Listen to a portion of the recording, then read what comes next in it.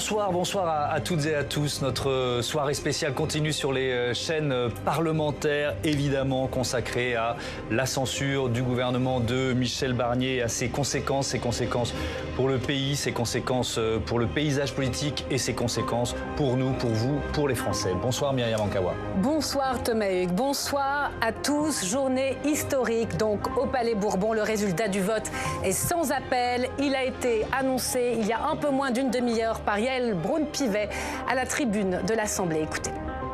La majorité requise étant atteinte, la première motion de censure est adoptée. Il n'y a pas lieu de mettre aux voix la seconde motion. Les conclusions de la commission mixte paritaire sur le projet de loi de financement de la sécurité sociale pour 2025 sont donc considérées comme rejetées.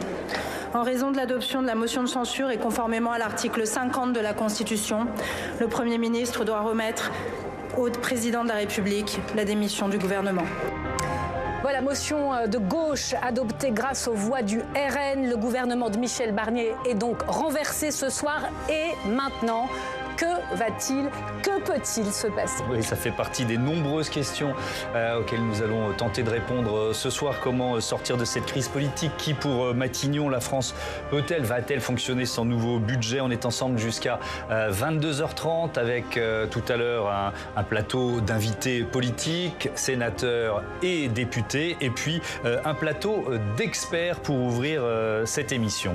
Bonsoir Benjamin Morel. Bonsoir. Merci d'être là, constitutionnaliste, maître de conférence en droit public. Votre dernier ouvrage, Le Parlement, temple de la République, c'est d'actualité de 1789 à nos jours aux éditions Passé Composé. Bonsoir Lucille Schmitt, bienvenue, cofondatrice de la Fabrique écologique. Et j'accueille Stéphane Zumsteeg, bonsoir. Bonsoir. Bienvenue à vous, vous êtes directeur du département opinion de l'Institut Ipsos, et Bérangère Bonde, bonsoir Bérangère, bienvenue, journaliste politique à France Info, aux manettes du 8h30 et de l'interview politique du week-end. Avant de vous entendre les uns et les autres, je suis sûr que vous avez énormément d'analyses à partager avec nos téléspectatrices et nos téléspectateurs. On file tout de suite à l'Assemblée nationale, rejoindre en duplex et en direct Marco Pommier pour nous faire vivre les moments saillants de cette journée historique. Marco. Oui, regardez ces images dans la salle des 4 colonnes. Énormément de journalistes. Encore juste là-bas, vous avez Thomas Ménager du Rassemblement national. À ma droite, Sandrine Rousseau des écologistes. Depuis 30 minutes, les politiques défilent dans cette salle pour réagir à cette motion de censure adoptée, à cet événement historique. Les premiers qui ont réagi, ce sont les Insoumis. C'est eux qui défendaient la motion de censure au nom de la gauche. Après la prise de parole de leur présidente Mathilde Panot, les Insoumis ont applaudi leur victoire, celle de la gauche. Et même si on a vu beaucoup de sourires d'ailleurs sur les visages des députés de gauche, mais les visages sont quand même plutôt graves ici à l'Assemblée nationale. Il faut bien le dire, des visages encore plus graves du côté du socle commun, de la coalition gouvernementale, conscients du moment qu'ils vivent, conscients de ce moment historique et de ce saut dans l'inconnu. Un député de droite me disait sa tristesse ce soir. C'est vrai que pour Michel Barnier, pour ces députés de la coalition présidentielle, eh bien c'est un soir de défaite au goût amer. Marco Pommier en duplex des 4 colonnes à l'Assemblée nationale. On revient vers vous évidemment tout au long de cette soirée spéciale, de la tension, de la gravité ce soir. Avant d'en venir aux conséquences précises pour le pays, pour les Français, un mot pour qualifier cette crise dans laquelle plonge le pays. Crise politique, Benjamin Morel, crise institutionnelle ou carrément crise de régime? Alors, pour l'instant, ça reste une crise politique. C'est-à-dire que la crise institutionnelle, ce n'est pas vraiment les institutions de la Ve République. Quoi qu'on pense d'elles, etc., elles ont plein de défauts qui sont aujourd'hui en cause. On est vraiment aujourd'hui dans un blocage qui est un blocage politique. D'ailleurs, le précédent, c'est évidemment 1962. On a à l'époque un Georges Pompidou qui est renversé et on a un général de Gaulle qui le maintient en sursis le temps de dissoudre l'Assemblée, d'avoir une majorité. À l'époque, il y a une majorité. Et c'est parce qu'il y a une majorité qu'on n'entre justement pas dans une crise plus aiguë.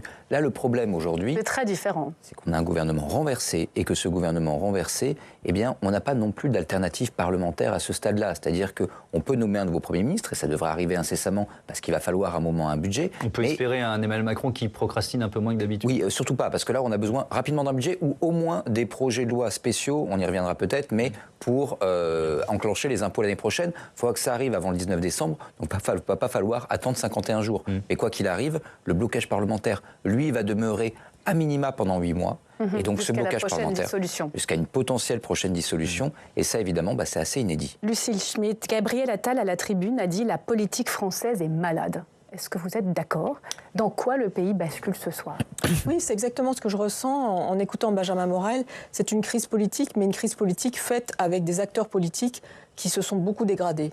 Moi, je connais bien le monde politique, j'en ai même fait, j'ai été élue, et j'ai le sentiment qu'aujourd'hui, ce jeu, ces règles du jeu ne sont plus respectées. Au fond, ce qui est intéressant dans cette crise politique, c'est d'abord qu'elle se déroule sous les yeux du reste du monde. Donc il y a un sujet sur l'influence de la France. C'est une crise politique qui n'est pas propre, enfin qui ne pourra pas être seulement gardée en France. Ça, je crois qu'il faut le dire. Hein. C'est une crise politique à l'échelle de l'Europe. C'est une crise politique à l'échelle du monde aussi. C'est-à-dire l'affaiblissement de la France va entraîner d'autres voies. L'affaiblissement de la France, elle est en résonance avec ce qui peut se passer ailleurs, dans d'autres démocraties. Elle est en résonance aussi avec l'affaiblissement de l'Allemagne. Donc une crise politique, elle n'est pas stricto sensu française. Ça c'est un premier point. La deuxième chose par rapport à si on prend un peu de profondeur historique, c'est qu'on avait le sentiment que la politique se déroulait autour de règles de jeu collectives et aussi avec l'idée que lorsqu'on prend le risque de sauter dans l'inconnu, on a quand même au moins un plan B. Là, on a le sentiment de quelque chose d'ultra réactif, du présentisme, comme le disent les philosophes. Au fond, chacun se réjouit d'avoir gagné ou de s'être vengé ou de ne pas avoir respecté les règles du jeu. Et je pense que c'est très grave. C'est-à-dire qu'au-delà des qualifications politiques, institutionnelles, etc., la question, c'est pourquoi est-ce que nos politiques, ceux qu'on élit, ont cette capacité à sauter dans l'inconnu sans parachute. Ouais. Qu'est-ce que vous retenez, Bérangère Bonde, de cette journée, les mots chaos, désordre qu'on a tous employés, peut-être ce visage un pas vide de Michel Barnier, ce Premier ministre qui compte en semaines. Moi, c'est ce qui m'a frappé pendant sa prise de parole. Totalement sans illusion. Oui. Michel Barnier, autant il est encore apparu assez combatif hier aux 20h de TF1 et de France 2, autant là, il venait, c'était un discours testamentaire, il fait applaudir ses ministres, voilà, il récolte finalement une standing ovation après 3 mois où il a été quand même secoué par son socle commun, qui n'en était pas un. Bon, il aura eu ce moment-là, mais vraiment sans illusion et affecté, quoi, réellement. Ouais. C'est un homme dont on a... Il y a la trace, pardon de vous interrompre, il y a la trace qu'il laissera aussi. Il restera quand même comme le Premier ministre qui a négocié et loin avec Marine Le Pen et le Rassemblement national sur le budget. Ouais. Ça crée une sorte de précédent, quand même. C'est clair que c'est sans doute, oui, c'est sans doute ce qu'on retiendra. Enfin, moi, c'est ce qui me... Là, comme ça, tout de suite, c'est ce que je retiens. C'est celui qui est allé le plus loin dans la co-construction, presque, avec le Rassemblement national, ce qui était... Ce qui est inédit, qui publie un communiqué annonçant que les débats sont terminés en citant ces négociations, ces discussions, on va dire, avec le RN. Et ça va marquer assez durablement la suite parce que son successeur, que va-t-il faire avec tout ça? Alors justement, la co-construction dont vous parliez, Bérangère Bonde, elle en a parlé aussi sur le plateau de TF1. Marine Le Pen, on l'écoute tout de suite. Ce Premier ministre va être nommé, nous le laisserons travailler, il va retravailler un nouveau budget, parce qu'on ne va pas rester avec le budget de 2024, du coup, pendant des mois, et nous allons co-construire, pas seulement avec le Rassemblement national, avec l'ensemble des forces, encore une fois, présentes à l'Assemblée nationale, co-construire un budget qui soit acceptable pour tous.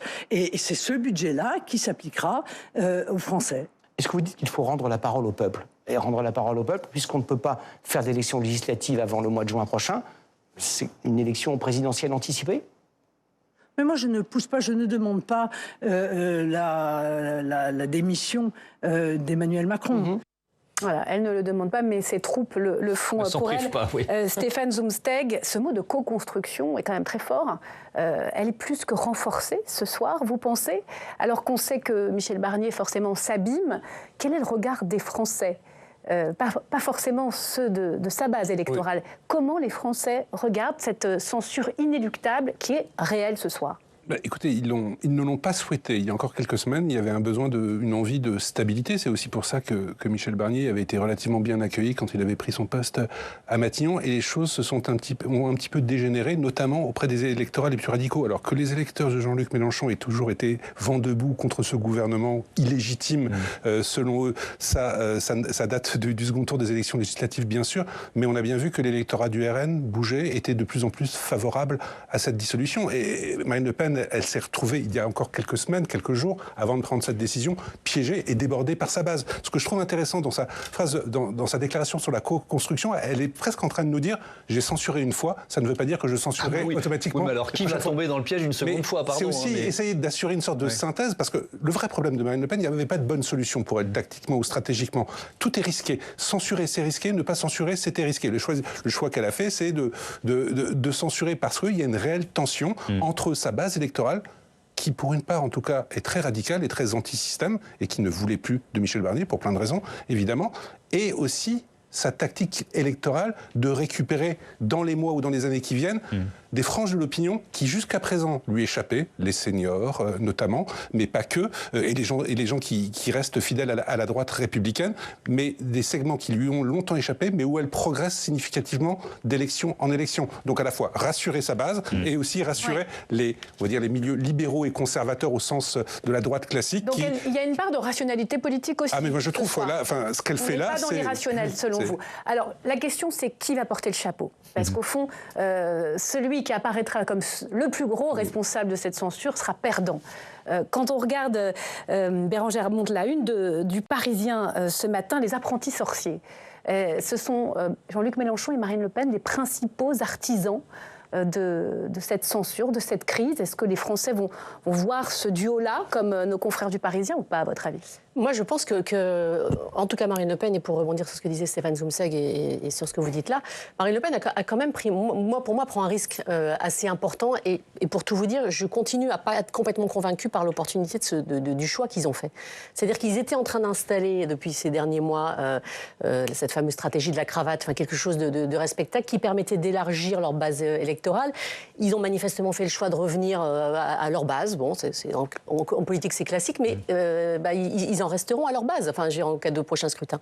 Et puis ensuite, voter cette motion de censure avec la rédaction dans laquelle la NFP l'a proposée, c'est-à-dire avec les viles obsessions, etc. Donc elle pourrait le payer dans les urnes. Eh bien, il y a une espèce de flou dans son message qui ressort de l'ensemble, qui ne va pas être si simple, je pense, à gérer pour la suite. Oui, votre avis là-dessus, Benjamin Morel, parce qu'on est dans cette tripartition de l'Assemblée, qu'on subit depuis des mois et qui crée cette espèce de confusion dans les esprits, peut-être un peu moins des observateurs, mais des Français à coup sûr. Oui, bien sûr. Et ça risque de continuer quand même. Ça risque de continuer, oui. Et pour revenir sur Marine Le Pen, c'est la moins mauvaise solution pour elle. Et elle n'est pas si mauvaise, cette solution. Parce qu'en fait, vous avez d'un côté un électorat, ça a été évoqué, mais de base, qui voulait cette censure. Cet électorat, il est très abstentionniste. Souvenez-vous des dernières régionales. On prédisait 3, 4, 5 régions au RN. Il n'y en a aucune parce que l'électorat ne se déplace pas. La crainte de Marine Le Pen, c'est qu'en cas de dissolution, cet électorat ne soit pas là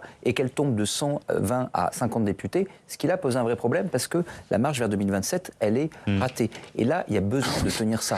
Mieux vaut, entre guillemets, perdre un électorat que vous n'avez pas que perdre votre base électorale dont vous avez besoin. Il fallait consolider, envoyer un message à sa base qui lui réclamait cette censure. Mais en même temps, elle envoie un message également à l'électorat qu'elle vise. Pourquoi elle censure là?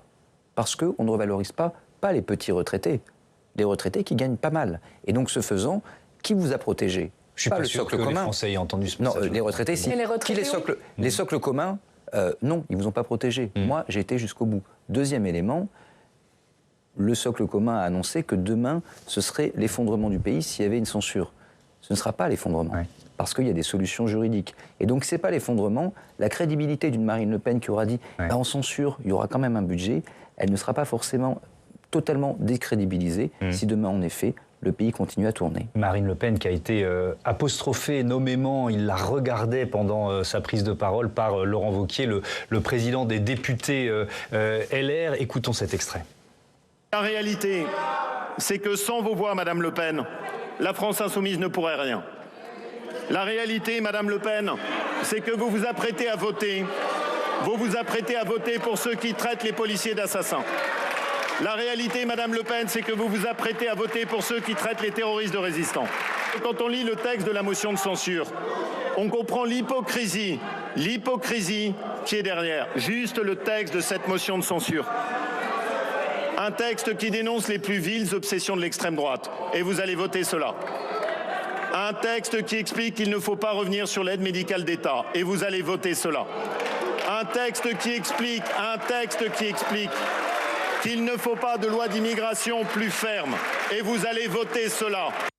Je reviens vers vous, Stéphane Zumsek, parce que quand même, cette alliance... on peut l'appeler comme on veut, contre nature, de circonstances, etc., entre LFI, mais aussi le nouveau Front populaire, on va parler du PS dans un instant, et le Rassemblement national de Marine Le Pen.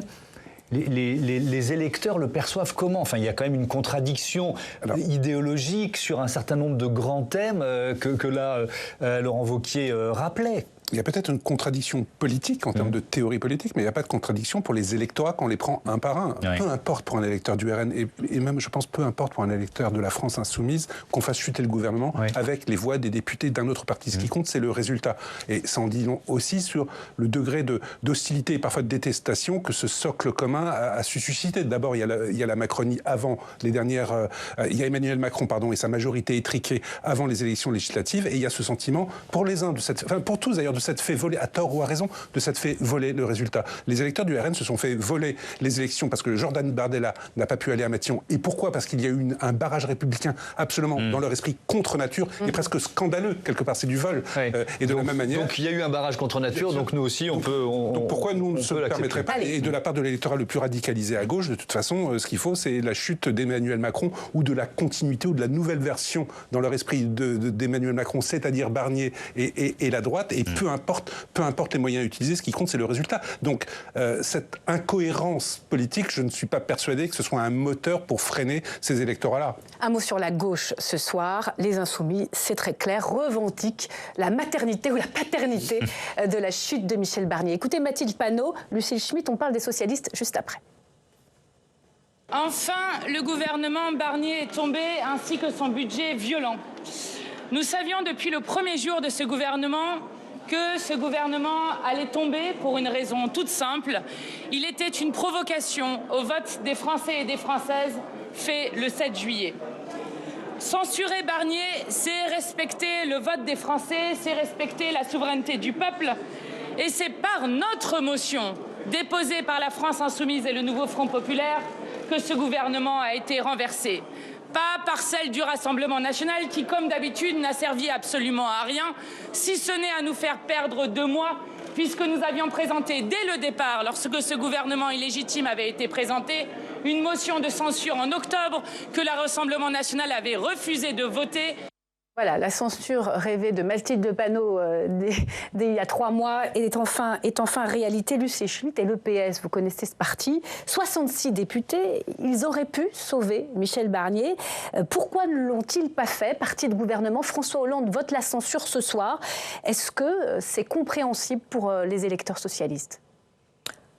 Je pense que les électeurs socialistes sont, comme moi, assez partagés entre le sentiment qu'il y a eu une sorte de déni démocratique depuis juillet, et ça, on ne peut pas le laisser de côté, et puis l'envie qu'ils ont, enfin, je ne peux pas non plus parler pour les électeurs socialistes en général, mais en tout cas, je vais dire ce que je pense moi. Bien sûr.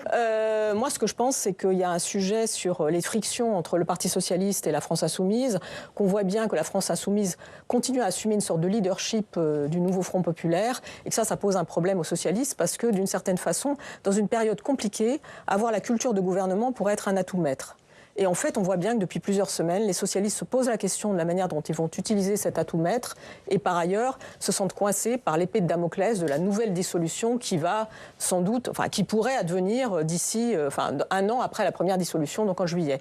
Donc il y a un sujet sur, ils sont comme l'âne de Buridan, les socialistes, c'est-à-dire qu'en fait, à l'intérieur du parti, il y a de plus en plus une opposition à Olivier Faure avec l'idée qu'il faut se démettre de cette alliance avec LFI, et puis du côté de l'Assemblée nationale, il y a la question de comment est-ce qu'on est réélu. Donc il y a un cycle infernal sur la réélection. Il faut expliquer à nos téléspectateurs, il y a des législatives, s'il y a une nouvelle dissolution, évidemment il y a des législatives, et dans ce cas-là, l'alliance de gauche peut être déterminante pour qu'il y ait le même nombre de députés socialistes. Mais on peut donc c'est pour des sièges, c'est pour des arrière-pensées électorales. Non, je ne pense pas à décrocher des insoumis. Non, écoutez, un peu quand même.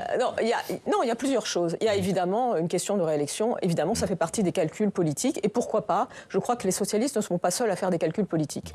La deuxième chose qu'on peut dire, c'est qu'ils pourraient envisager les choses en termes de prendre son risque. Parce que vous savez, j'écoutais Marine Le Pen et ses 11 millions d'électeurs. Personne n'est propriétaire de ces électeurs. Et toute la question, c'est comment est-ce qu'il peut y avoir une recomposition répétition électorale à partir de ce qui vient de se passer, lorsqu'il y aura un coup près. Moi, je tiens à dire, je suis un petit peu en désaccord avec Benjamin Morel là-dessus, qu'il y aura une réalité qui va sans doute l'emporter, c'est qu'il y a le jeu des marchés, il y a des questions économiques, il y a des questions financières pour un pays largement endetté. Il est possible qu'il y ait des répercussions réelles par rapport à cette dissolution. Et ça, il semble que dans ce jeu très théâtral, personne ne l'envisage. C'est-à-dire qu'on pense que c'est d'une certaine manière une répétition générale. Le gouvernement n'a cessé de le dire. Oui, le gouvernement a utilisé des arguments qui étaient parfois très contestables. Le sujet des impôts, c'est un sujet contestable. En revanche, la question de la façon dont la France dépend du reste du monde n'a été jamais utilisée comme si on était une île. Donc il y a un sujet sur lequel les socialistes pourraient être rattrapés par un principe de réalité, où ils auraient dû utiliser leur atout-maître d'avoir la culture de gouvernement en s'éloignant, me semble-t-il, de LFI. Alors, on va y revenir sur cette question du budget, et je vous poserai la question dans un instant, Benjamin Morel, mais quand même, restons une seconde quand même sur ce que vous nous avez dit.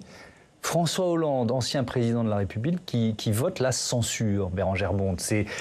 Symboliquement, ça a beaucoup de sens. Je ne sais pas quel impact ça aura sur l'électorat socialiste, mais comment vous le recevez, ça ? Le François Hollande, c'est compliqué parce que l'électorat socialiste, il est... de ce qu'on en a compris, coincé entre deux détestations, la détestation de Macron qu'il faut viser à travers Barnier, et puis la détestation des Insoumis, même s'ils ont bien conscience qu'ils leur doivent à cette union de la gauche et donc aux Insoumis les 66 postes de députés qu'ils ont actuellement.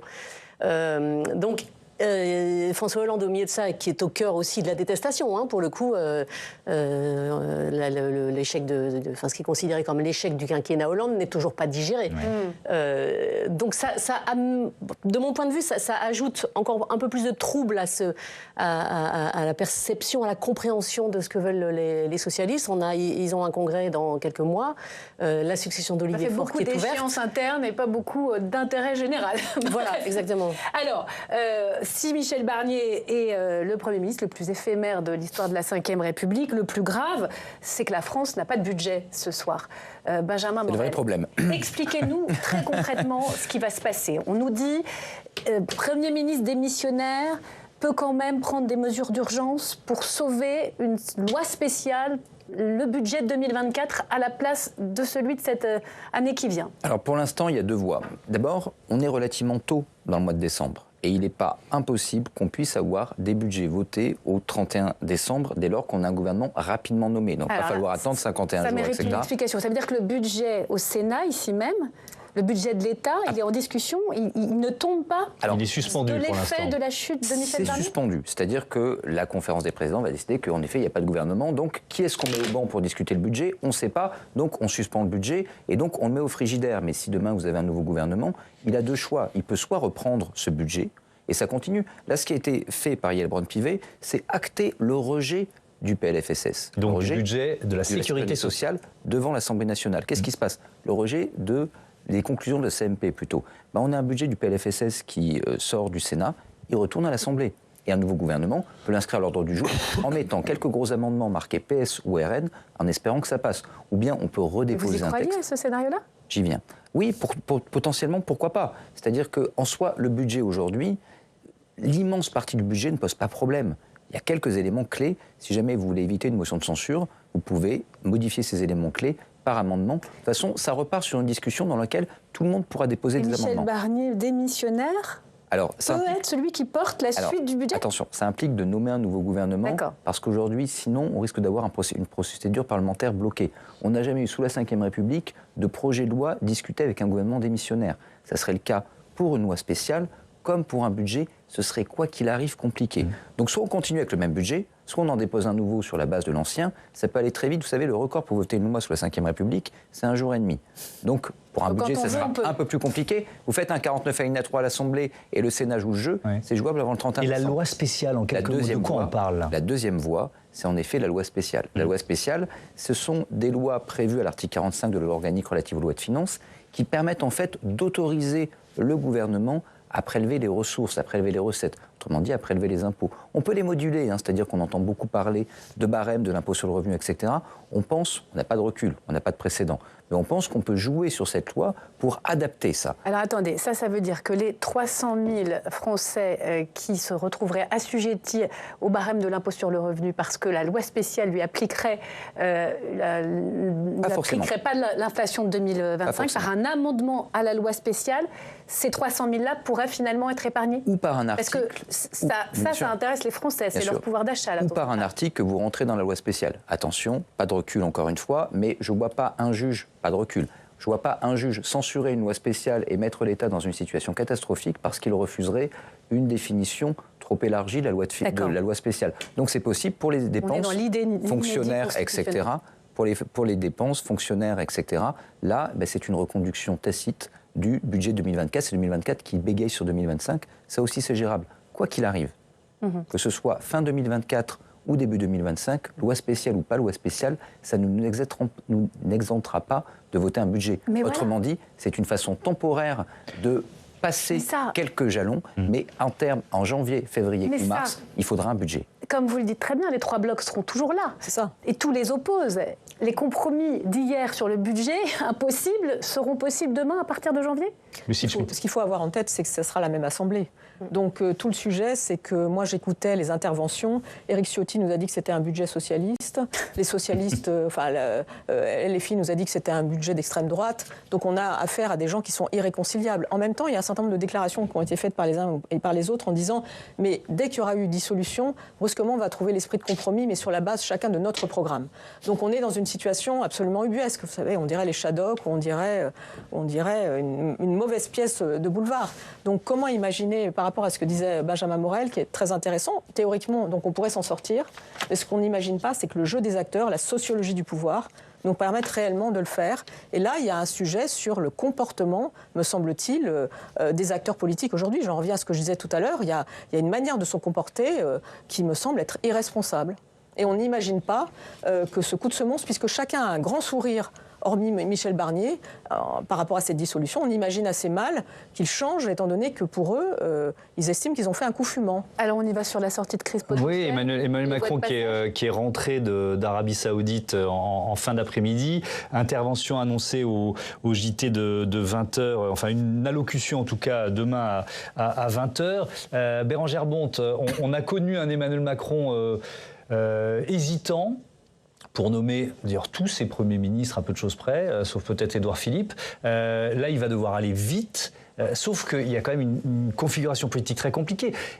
Il va nommer une personnalité sans que des forces politiques se soient éventuellement mises d'accord sur un pacte de non-agression ou un pacte de non-censure, pour reprendre les termes qui ont été employés ces dernières heures. Ce qui était déjà le cas pour la nomination de Michel Barnier, même si ça avait beaucoup tardé, mais il n'y avait pas eu d'entente.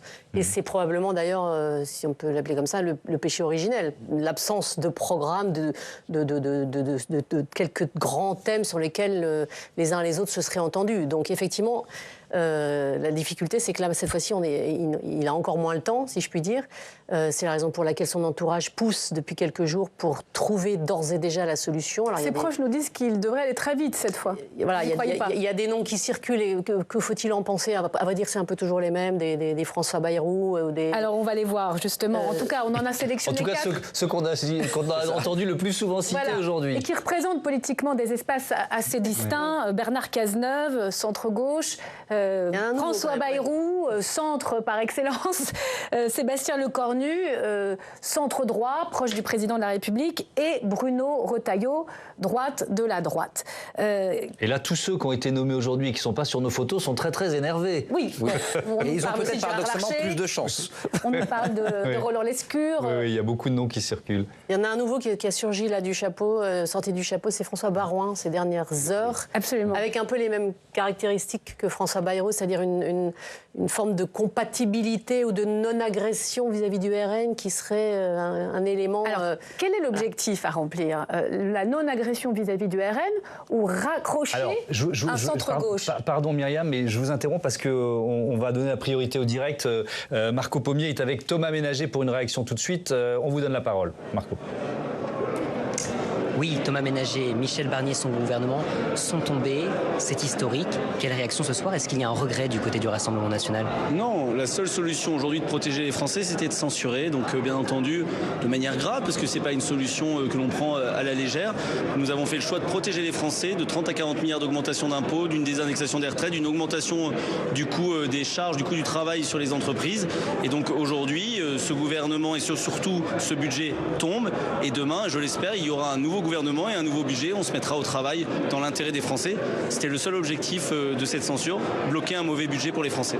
Et pourtant, vous avez entendu tout à l'heure dans l'hémicycle la coalition gouvernementale dire que ce vote aurait des conséquences pour les Français. Par exemple, les agriculteurs qui ne toucheront pas les aides d'urgence, c'est ce qu'a dit Laurent Wauquiez, les marchés financiers qui ne nous feront pas de cadeaux et qui pourraient augmenter les taux d'intérêt. Qu'est-ce que vous répondez à cela? Déjà qu'il y a un certain nombre des mesures qui ne sont pas incluses dans ce texte, d'autres qui pourront être pris d'ici quelques jours, quelques semaines dans le nouveau texte budgétaire, dans le nouveau PLFSS et dans le nouveau PLF. C'est pour ça qu'on appelle de nos voeux qu'il y ait très rapidement un Premier ministre et un nouveau budget, et de ne pas jouer sur les peurs, sur les marchés financiers, sur tout un tas de choses, ou notamment sur l'impôt sur le revenu, parce que la loi spéciale prévue dans nos institutions permettra d'indexer l'impôt sur le revenu et d'éviter ces augmentations d'impôts. Donc beaucoup de mensonges, et sur les quelques petites mesures positives qu'il pouvait y avoir dans les textes budgétaires, nous plaiderons et nous ferons tout, et ils seront reprises, bien entendu, elles seront reprises dans les textes budgétaires le plus rapidement possible. Il y a une question sur toutes les lèvres ce soir, qui pour remplacer Michel Barnier? Est-ce que par exemple Bruno Retailleau, c'est un profil qui pourrait correspondre au Rassemblement national, satisfaire le Rassemblement national? La question, c'est pas uniquement le casting, la personnalité, mais vraiment une volonté de changer de cap. Et donc au-delà d'une personne qui devra respecter sur la forme les électeurs du Rassemblement national, les 11 millions et le groupe que nous représentons avec Marine Le Pen et Jordan Bardella, c'est aussi dans les actes respecter un certain nombre de changements de cap vis-à-vis du macronisme, de vraiment être en rupture avec Emmanuel Macron, en rupture avec le fait de ne pas maîtriser notre déficit public, d'augmenter toujours les charges, d'augmenter les taxes, les impôts, alors qu'on est déjà un pays qui a un triste record en la matière. Donc vraiment de dire, on entre en rupture totale avec Emmanuel Macron et avec ses années de macronisme, et on va vers une écoute beaucoup plus approfondie de l'ensemble des groupes politiques, et notamment du premier, celui du Rassemblement national, premier groupe et premier parti de France aujourd'hui. Merci beaucoup Thomas Ménager. Et merci à vous, Marco Pommier. Bien justement, Bruno Retailleau, Clément Perroux pour LCP lui a posé la question Matignon. Le souhaitez-vous ou pas? Non, pour l'instant, j'ai une tâche que j'ai commencée il y a 2 mois. J'ai montré que quand on alignait des convictions avec les mots, les paroles et les actes, les Français y sont sensibles. J'ai proposé des mesures très fermes. Et pour autant, quand on voit les sondages, les enquêtes d'opinion, une majorité de Français, y compris de gauche, ont compris ce que je voulais faire. Je pense que quand on parle vrai, sincèrement, on est compris et on est suivi. Donc c'est une mission qui me tient à cœur. Encore une fois, tout dépend des conditions dans lesquelles le futur gouvernement sera nommé, quel sera le chef du gouvernement. Mais je pense que ma famille politique ne doit pas fuir ses responsabilités. Et vous, personnellement, vous y êtes prêt ? Pour quelle responsabilité ? Premier ministre. Écoutez, je suis à ma tâche. Stéphane Zumsteeg, c'est intéressant d'entendre Bruno Retailleau et de se poser la question de la part de la lumière médiatique qu'il a pu prendre depuis 2 mois et demi. C'est sans doute le ministre qui a le plus imprimé dans l'opinion. D'évaluer ça et de voir comment le Rassemblement national a pu évaluer ce poids politique et médiatique de Bruno Retailleau dans sa décision de faire tomber ce gouvernement. Mais d'ailleurs, c'est intéressant. C'est lié ou pas ? À partir du moment où il y a eu ce moment Retailleau, avec des prises de position sur la sécurité et sur l'immigration, c'est un euphémisme, ce que je vais employer, c'est extrêmement ferme, peut-être parfois plus ferme que ce que peuvent se permettre un certain nombre de responsables du Rassemblement national ces dernières années. Marine Le Pen a changé, c'est pas qu'elle a changé de stratégie, elle a adopté sa stratégie à Bruno Retailleau en tapant sur le socle commun sur des problématiques économiques. Parce que de toute façon, sans dire qu'elle était débordée sur les sujets régaliens et notamment sur l'immigration, elle voyait bien que ces coûts porteraient moins, en tout cas à ce moment-là, compte tenu de la radicalité, d'une certaine façon, du projet et des propositions du ministre de l'Intérieur. Après, je ne sais pas si Bruno Retailleau sera Premier ministre dans les jours qui viennent, mais si ça l'était, ça parachèverait finalement cette obsession, on parlait beaucoup d'obsession tout à l'heure, finalement d'Emmanuel Macron depuis 2017, d'ouvrir toujours à droite, toujours plus à droite. Et ça casserait le groupe macroniste en deux. Et comment, enfin, mettez-vous à la place d'un député, même d'un électeur, peu importe, ou d'un sympathisant macroniste qui, pour la plupart d'entre eux, ou pour une partie importante importantes viennent de la gauche. Ces gens-là ont été de gauche à un moment donné, pas plus forcément aujourd'hui. Il ne faut pas l'oublier. Enfin, Bruno Retailleau jouerait le rôle de repoussoir complet. Par ailleurs, ce serait un vrai... En revanche, si vraiment il devait accéder, et là on est dans la fiction, à Matignon, mais là ce serait un vrai danger pour Marine Le Pen. Je ne vois pas quelle serait la logique politique. On sort d'un Premier ministre LR pour en mettre un nouveau. La logique politique d'Emmanuel Macron, c'est d'abord trouver quelqu'un. On parlait de l'urgence parce que la situation est grave et il faut y aller. Maintenant, il faut être raisonnable. Mais enfin, si au-delà du bien commun et de l'intérêt commun, si Emmanuel Macron n'arrive pas à trouver un Premier ministre très rapidement, se poserait une autre question, c'est sa pérennité à l'Élysée. On va en parler. Encore là. Évidemment, s'il montre qu'il n'est pas capable assez rapidement, je ne dis pas très rapidement, assez rapidement de sortir de blocage, là se pose la question de son rôle. Bérangère Bon. Bruno Retailleau, ministre de l'Intérieur, ne serait pas forcément positionné de la même façon que Bruno Retailleau, Premier ministre, qui serait évidemment obligé de trouver des majorités sur certains textes. Il avait un rôle bien précis dans ce socle commun qui serait complètement différent dans l'hypothèse. Si Emmanuel Macron ne choisit pas sur sa droite, peut-être qu'il reviendra sur son centre-gauche. En tout cas, cette idée d'un pacte de non-censure est sur toutes les lèvres au sein du Parti socialiste. On en parle juste après. Arthur Delaporte qui nous explique de quoi il s'agit. Le député socialiste Arthur Delaporte, dans quelques instants, à l'Assemblée. Est-ce qu'on a le son ? Nous sommes élus jusqu'au moins à l'été prochain. Cette situation doit nous imposer de trouver d'abord des accords au sein du Parlement. C'est ce que nous appelons aujourd'hui l'accord de non-censure. Ça doit être notre priorité première pour ne pas reproduire les erreurs du passé. La question qui se pose donc, c'est la question du projet partagé. La manière dont la gauche peut accéder au gouvernement, ce sera parce qu'elle aura su s'assurer des conditions d'une non-censure. C'est cela notre priorité. La question de l'incarnation s'imposera ensuite. Benjamin Morel, accord de non-censure. Autrement dit, le prochain Premier ministre garantirait de ne jamais utiliser le 49.3. En échange, les députés ne censureraient pas, ce qui permettrait ou ce qui obligerait à des compromis à l'Assemblée nationale jusqu'à juin prochain. Le problème, c'est qu'ils ne sont pas tout à fait d'accord sur les contours de l'accord de non-censure. C'est le moins qu'on puisse dire. C'est pas une idée nouvelle. Qui ont place dans l'accord, oui. C'est pas une idée nouvelle. Je crois que le premier à l'avoir exprimé, c'était Philippe Brun, il y a quelques mois, au moment où on cherchait encore le nom de Michel Barnier. Ça pose plusieurs problèmes, parce qu'en effet, aujourd'hui, pour des raisons de mode de scrutin, il faudrait penser justement peut-être à une évolution du mode de scrutin, mais si jamais vous avez, ça a été évoqué, des socialistes qui lâchent les insoumis, eh bien demain, ils sont sur un siège éjectable compliqué. Et donc, ce faisant, le socle commun, ça ne se fera pas sans les insoumis. Donc, si c'était la proportionnelle, par contre, il serait plus libre. Ça pourrait aider. Pour comprendre. Mais les promesses n'engagent que ceux qui y croient. Hein. Et de l'autre côté, eh bien, vous avez des macronistes qui ont un électorat très anti-insoumis. Donc, le pacte de non-agression avec un candidat NFP, c'est compliqué pour les macronistes. Avec un Bernard Cazeneuve, par exemple, c'est impossible pour les insoumis. Et donc, ça crée forcément, nécessairement, à ce stade-là, un hiatus stratégique, si vous voulez. C'est-à-dire que, et si vous voulez détacher les socialistes, admettons que ce soit possible, il va falloir leur faire quoi comme cadeau ? Par exemple, revenir sur la réforme des retraites. Imaginez-vous, si vous passez des insoumis, il faut les LR. Est-ce que vous imaginez Laurent Wauquiez, voire Gabriel Attal, parce que c'est quand même une réforme venue de la Macronie, qui dirait « la réforme des retraites, on s'en lave les mains, on va chercher les socialistes ». Sur le papier, pourquoi pas ? Là, vous partez du principe que tout le monde reste campé sur ses positions. Mais si on veut créer une coalition résistant un pacte de non-censure, il faut que chacun fasse un pas vers l'autre. Il faut comprendre quelque chose. Dans 8 mois, vous pouvez avoir une dissolution. Et donc, dans 8 mois, personne n'a intérêt à se mettre en porte-à-faux avec son électorat. Deuxième élément, on l'évoquait sur la proportionnelle. Le bloc NFP est un bloc cohésif parce que la gauche fait 3 fois plus de députés en 2022 qu'en 2017 parce qu'elle part unie. Et ça, aucun socialiste, aucun écologiste, aucun insoumis, évidemment, ne l'a oublié. Un point de méthode, parce que Lucie Schmitt, on peut toujours avoir des raisons d'espérer.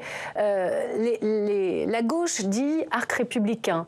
On fait un pacte de non-censure des insoumis, il les inclut, jusqu'aux républicains.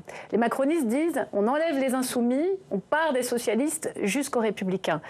Si chacun fait un pas, on peut pas, à la marge, trouver des compromis? Non, je pense que le premier sujet, c'est est-ce qu'Emmanuel Macron est prêt à faire un pas? C'est-à-dire qu'au fond, la gauche, elle est échaudée, parce que d'une certaine manière, on aurait pu imaginer que le NFP se divise plus rapidement si Emmanuel Macron avait, par exemple, donné à Lucie Castet le pouvoir de regarder si elle pouvait former un gouvernement majoritaire, etc. Donc, il a choisi de ne pas le faire. Il y a eu un premier camouflet. Ensuite, il a nommé quelqu'un issu de la famille LR, qui est quand même le parti qui a fait le plus faible score aux élections législatives. Donc, il y a un passif, et ça, le passif, on ne peut pas l'oublier. La deuxième chose qui me semble importante, c'est que les socialistes sont un peu au milieu du gué, parce que Boris Vallaud, à la fois, il propose lui-même, donc chef du groupe socialiste, il a proposé lui-même l'idée d'un accord de non-censure. Il a repris cette idée de Philippe Brun, puis en même temps, il a signé la motion de censure. Donc ça montre qu'il est un petit peu... Enfin, il y avait la proposition d'un accord de non-censure, et puis hop, on signe la motion de censure qui permet... C'est pour l'après-censure. Donc la non-censure après la censure. C'est après la censure. Et donc ça, c'est un point important, parce que ça montre aussi la façon dont les socialistes commencent à faire des gestes, et aussi des gestes d'hostilité à l'égard de la LFI. Il faut assumer ça. C'est-à-dire que tout geste vis-à-vis du socle commun est évidemment un geste d'hostilité à l'égard de la LFI, c'est se séparer. Donc il y a un sujet sur à quel moment est-ce qu'Emmanuel Macron va au fond montrer... Je veux dire, le fait que, par exemple, on nous parle de Bruno Retailleau, et que d'ailleurs ce soit lui qui fasse un entretien ce soir, c'est quand même une provocation incroyable vis-à-vis des socialistes. Parce que... il y a aussi le nom de Bernard Cazeneuve dans la liste. Oui, puis en plus, Lucille, là, on est dans les rumeurs que notre monde médiatique aime alimenter dans les heures qui précèdent une nomination. La rumeur est intéressante parce que, de toute façon, elle correspond toujours à une forme de réalité en coulisses. Hein. Alors, donc, il y a ça. Il reste une option. Pardonnez-moi. Non, je termine juste ma phrase. Je suis aussi assez frappée que Laurent Wauquiez ait, au fond, repris dans son intervention toutes les idées de Marine Le Pen, comme si elle ne pouvait pas les défendre toute seule. Donc on est dans une situation où aujourd'hui la droite représente d'une certaine manière pour la gauche, et y compris les socialistes, les idées de l'extrême droite. Donc ça, il faut aussi qu'Emmanuel Macron l'ait en tête lorsqu'il choisira son Premier ministre. Issu du Front républicain ou pas. Ouais. Alors, il y a une dernière option, puisque ça se joue à l'Assemblée nationale, qu'il faut reparlementariser la vie et la vie parlementaire, la vie politique. C'est un gouvernement technique. Au fond, un Premier ministre technique, circule le nom de Thierry Breton ou de François Villeroy de Galhau, le directeur de la Banque de France, qui permettrait au fond de dire débrouillez-vous, ça se passe à l'Assemblée. Vous n'y croyez pas? Très vite, Benjamin. Très vite, c'est un avantage, un gouvernement technique, c'est que vous n'avez aucun membre de votre parti dans le gouvernement. Donc vous n'en assumez pas le bilan. C'est un avantage également, c'est que vous n'avez pas non plus d'opposants politiques dans le gouvernement. Donc ce faisant, vous n'avez pas l'impression de renverser un opposant. C'est un des avantages, c'est qu'un couvercle technique sur une cocotte minute politique, ça peut marcher un temps. Ça peut permettre de faire passer un budget et d'avancer, mais ça veut dire qu'on va clairement vers une dissolution, parce qu'aujourd'hui, on voit mal comment une telle solution pourrait être pérenne. Allez, on va regarder comment les Français réagissent ce soir, inquiets, enthousiastes. On rejoint Dario Borgono qui a passé la journée sur le marché de Noël à Lille. Bonsoir Dario, dans quel état d'esprit sont ceux que vous avez rencontrés et qui sont peut-être encore autour de vous ? Alors Thomas, effectivement, ça a été surtout la surprise, puisque avec Juliette Prunier derrière la caméra, nous avons été les premiers à leur annoncer la chute du gouvernement Barnier. Je vous propose d'écouter justement certaines de leurs réactions. C'est vrai que cette incertitude, notamment du point de vue du budget, m'inquiète particulièrement. C'est au niveau social, au niveau économique, au niveau du travail. Tout va avoir des conséquences. Enfin, je veux dire, ce gouvernement qui tombe va avoir des conséquences à tous ces niveaux-là. Donc la situation qui est critique pour certains le sera encore plus.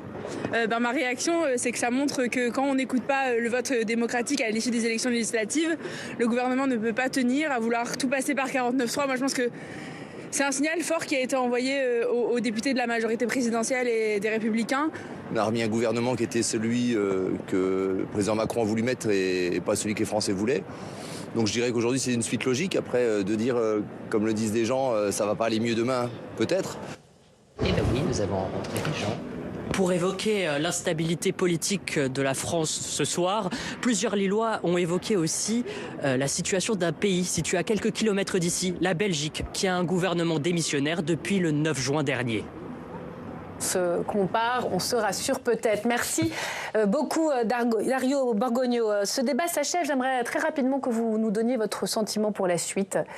Politiquement, est-ce que l'espoir est permis? Est-ce qu'il y a une voie de passage? Est-ce que vous êtes optimiste? Est-ce que vous êtes adepte de la voie de passage, du trou de souris Non mais c'est vrai. Oui. Ou est-ce que l'impasse de toute façon est là et on va vers le mur de la nouvelle censure? Merci pour... Très vite, rapidement. Moi je suis plutôt pessimiste, voire très pessimiste. optimiste parce qu'on parle beaucoup de l'absence de fluidité, du caractère raisonnable ou déraisonnable de la classe politique. C'est vrai, on a raison, mais les électorats restent profondément divisés. Un électeur du RN, il veut que ce soit le RN. Un électeur du socle central, il veut que ce soit le socle central. Un électeur de gauche veut que ce soit quelqu'un de gauche qui aille à Matignon. Je ne suis pas persuadé que les Français soient aussi prêts à des arrangements avec les autres partis. Ils sont pour la stabilité, ils veulent un Premier ministre, ils veulent un budget, mais est-ce qu'ils sont prêts, eux, à se renier eux-mêmes ou avoir leur champion blocage indépassable. J'en suis pas persuadé. Lucille Schmitt, rapidement. Je ne sais pas si je suis optimiste ou pessimiste, mais j'aurais tendance à dire qu'il faudrait des mousquetaires à l'Assemblée nationale et que ce soit des personnes qui appartiennent à différents groupes politiques et qui prennent le risque de mettre sur la table le fait qu'ils sont très insatisfaits des règles du jeu actuelles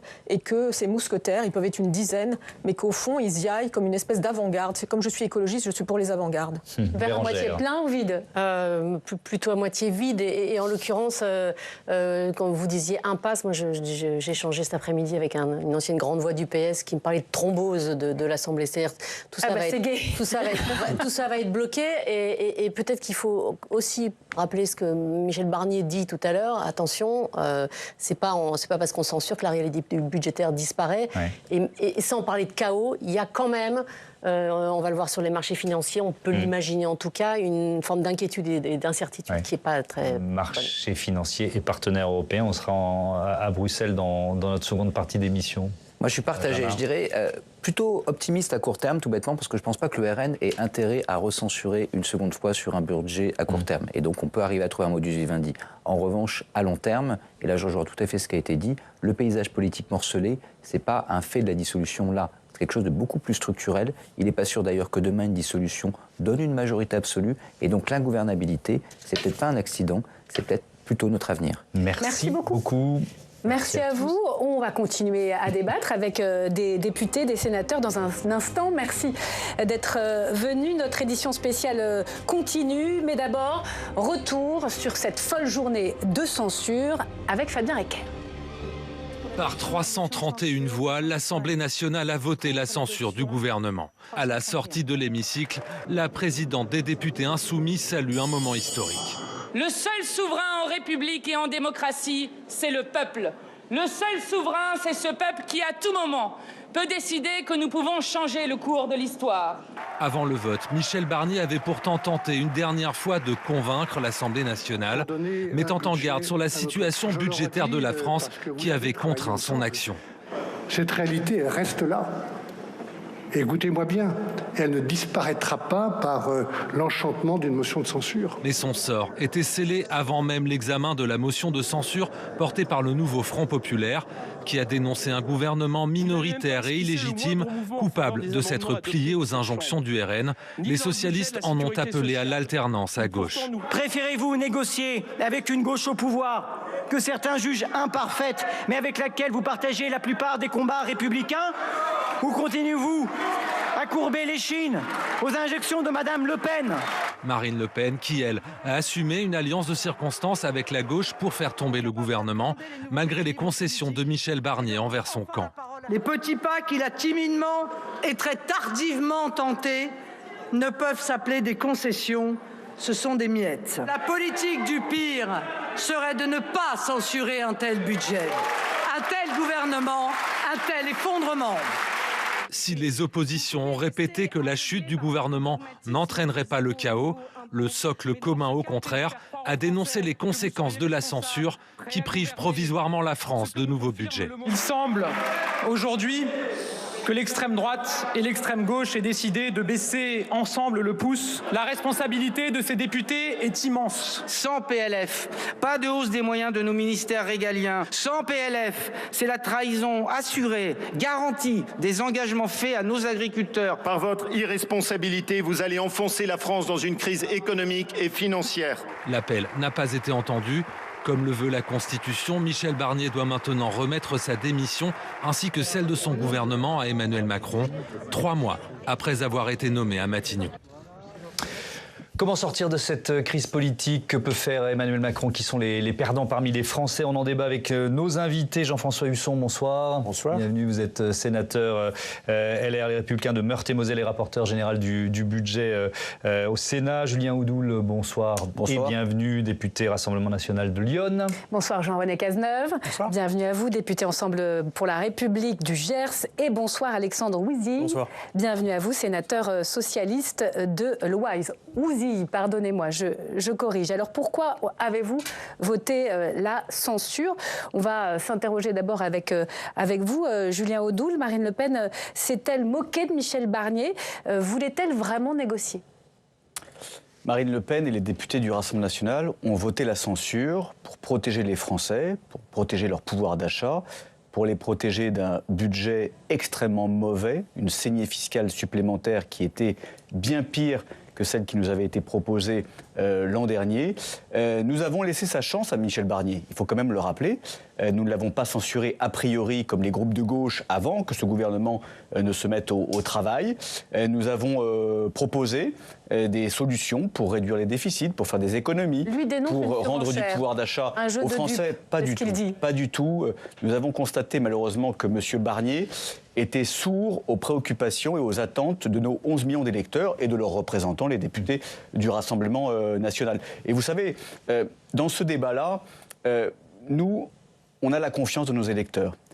On a pris des engagements devant eux. C'est la démocratie, c'est aussi simple que ça, mais il faut revenir à la base. On a fait l'engagement de défendre leur pouvoir d'achat, de préserver leurs intérêts et de ne rien faire contre leurs intérêts. Or, la copie qui nous a été rendue par M. Barnier, malgré les messages que nous avons pu avoir, malgré les belles intentions qui avaient pour être les scènes, la copie était extrêmement mauvaise et allait plomber le pouvoir d'achat des Français. Jean-François Husson, vous dites quoi ce soir? On a été victime d'un jeu de dupes, c'est un gâchis. C'est quoi votre première réaction? C'est évidemment un immense gâchis, mais le gâchis, je dirais, il date malheureusement pas d'aujourd'hui.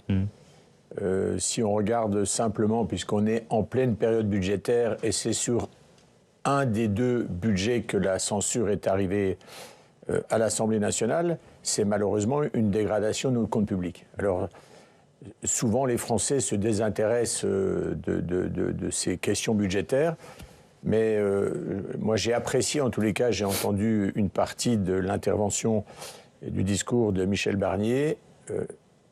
Qui que ce soit, demain, la vérité aride, dure, de la réalité des chiffres, il faudra l'affronter. Et contrairement à ce que vous dites, je ne crois pas qu'on peut promettre de raser gratis. Je ne crois pas qu'on puisse dire qu'il n'y aura pas d'effort à faire.